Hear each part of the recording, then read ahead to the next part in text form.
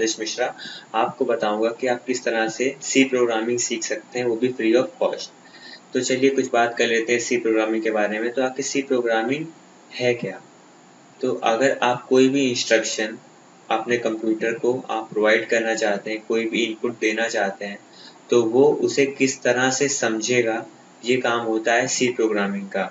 सी programming क्या करता है कि आप जो भी कोड उस पे लिखेंगे, आप अपने एडिटर पे जितना भी कोड लिखेंगे, उसको वो बाइनरी लैंग्वेज में बदल देगा, मशीन लैंग्वेज में बदल देगा, जो कि कंप्यूटर आपकी समझ सकता है। अब सवाल ये उठता है कि हम लोग मशीन कोड में क्यों नहीं लिख देते जो कंप्यूटर डायरेक्ट समझता है। तो मशीन कोड आपको पता होगा सिर्फ 2 नंबर से चलता है, एक होता है 0 और एक होता है 1। तो जो हम लोग नॉर्मल लैंग्वेज यूज करते हैं, वो हम लोग बाइनरी में अगर करने लगे तो बहुत ही मुश्किल हो जाएगा हम लोग को एक दूसरे को समझना। तो बाइनरी को ही मशीन लैंग्वेज भी कहा जाता है। अगर हम लोग मशीन लैंग्वेज पे ही काम करने लगेंगे, मशीन लैंग्वेज ही लिखने लगेंगे, तो वो कंप्यूटर के लिए तो ईजी हो जाएगा उसको इंटरप्रेट करना, उसको समझना। तो हम लोग के लिए मुश्किल हो जाएगा बाइनरी लैंग्वेज में कुछ भी लिखना। तो इसलिए सी प्रोग्रामिंग बनी।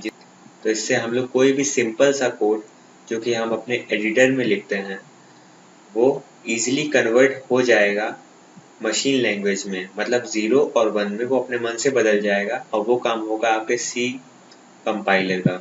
तो सी कंपाइलर क्या करेगा, आपका जो कोड है जो आपने लिखा है ह्यूमन लैंग्वेज में, जो हम लोग को ज़्यादा समझ में आती है, उसको वो कन्वर्ट करेगा मशीन लैंग्वेज में।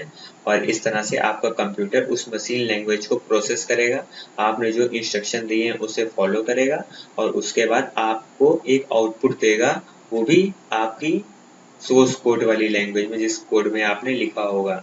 तो वो कंप्यूटर भी चाहता तो आपको मशीन कोड में आउटपुट दे सकता था 0 एंड 1 के फॉर्म में, मगर सी प्रोग्रामिंग का कंपाइलर क्या करता है, ये सबसे पहले आपके सोर्स कोड को बाइट कोड में बदलेगा, मतलब 0 और 1 में बदलेगा, उसको इंटरप्रेट करेगा, आपके सोर्स कोड को जो आप अपने एडिटर में लिखते हैं उसको वो बाइट कोड में बदलेगा, और फिर उसके बाद वो सारी इंफॉर्मेशन प्रोसेस होगी और फिर जो आउटपुट आएगा उसको दोबारा बाइट कोड से आपके सोर्स कोड में लाके आपके आउटपुट स्क्रीन में दे देगा।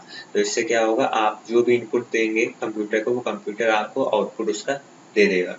तो चलिए इसकी हिस्ट्री के बारे में थोड़ा जान लेते हैं। तो सी प्रोग्रामिंग, आखिर नाम सी ही क्यों पड़ा, DEFG ये क्यों नहीं पड़ा? तो सबसे पहली बात तो ये कि इसे डेनिस रिची ने बनाया था 1972 में। तो असल में उनकी एक लेबोरेटरी थी, AT&T बेल लैब, जो कि USA में स्थापित थी। तो जो बेल लैब थी वहां पर पहले ही बी लैंग्वेज का यूज हो रहा था, तो उसके लिए उन लोगों को वहां से प्रेरणा मिली कि क्यों ना इसे सी लैंग्वेज नाम दे दिया जाए। सबसे पहले सी प्रोग्रामिंग लैंग्वेज जो है यूनिक्स ऑपरेटिंग सिस्टम में यूज करी गई थी। सी की पोर्टेबिलिटी बहुत ही ज़्यादा है। इसका मतलब अगर आप कोई प्रोग्राम सी लैंग्वेज में लिखते हैं और आप वही प्रोग्राम, वो जो फाइल है आपकी, वो फाइल आप जाके दूसरे कंप्यूटर में एग्जीक्यूट करते हैं वहाँ के आपके कंपाइलर पे, तो क्या होगा कि आपकी वो फाइल इजीली आपको आउटपुट देगी। तो स्पीड ऑफ सी की बात करते हैं, तो सी की स्पीड बहुत ही तेज होती है, जिससे जल्दी जल्दी आपके सोर्स कोड को मशीन कोड में बदल के जल्दी से आउटपुट आपको प्रोवाइड कर देती है। तो सी प्रोग्रामिंग का यूज होता है जो आपके ड्राइवर्स होते हैं, वहाँ भी आपका सी प्रोग्रामिंग यूज होती है। चिप लेवल जो प्रोग्रामिंग होती है, बहुत ही माइक्रो यूनिट्स की जो प्रोग्रामिंग होती है वहाँ भी, और रोबोटिक्स में तो खासकर सी प्रोग्रामिंग का यूज होता है। तो हम लोग बात करेंगे कि हम लोग सी प्रोग्रामिंग आखिर करेंगे किस में। तो आप लोग क्या कर सकते हैं, सी प्रोग्रामिंग को करने के लिए देव सी नाम का एक कंपाइलर आता है। सी कंपाइलर ही होता है सी लैंग्वेज का कंपाइलर। तो ये काफ़ी इजी इन्वायरमेंट आपको देगा, आपको यूज़र फ्रेंडली रहेगा। तो देव सी कंपाइलर से आप लोग किसी भी कोड को इजीली एग्जीक्यूट कर सकते हैं और ये बहुत ही सिंपल होता है यूज़ करने पर। ओके, सो देव C++ को आप लोग अगर डाउनलोड करना चाहें गूगल से, तो मैं लिंक आपको डिस्क्रिप्शन में दे दूंगा।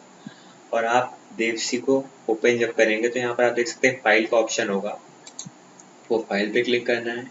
देन न्यू का ऑप्शन होगा, न्यू पे क्लिक करना है।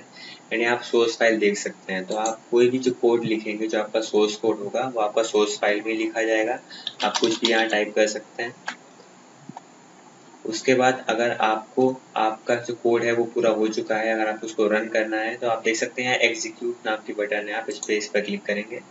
देन पहले आपको कोड को कंपाइल करना पड़ेगा, जिससे आपको जो सोर्स कोड है वो मशीन कोड में बदल जाएगा और उसके बाद आप उसे रन करेंगे।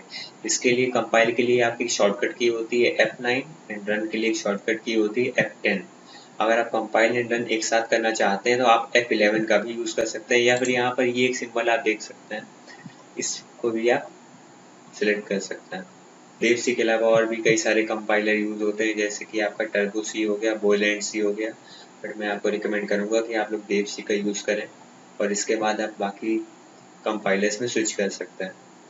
सो आई होप कि मैं आपको इजीली सी प्रोग्रामिंग के बारे में समझा सकूँगा, इसके लॉजिक्स कैसे सोचे जाते हैं, प्रोग्राम आखिर कैसे बनता है, ये सारी की सारी स्टेप्स मैं आपको आगे आने वाले वीडियोस में बता दूंगा। Okay, so bye bye, see you in the next one.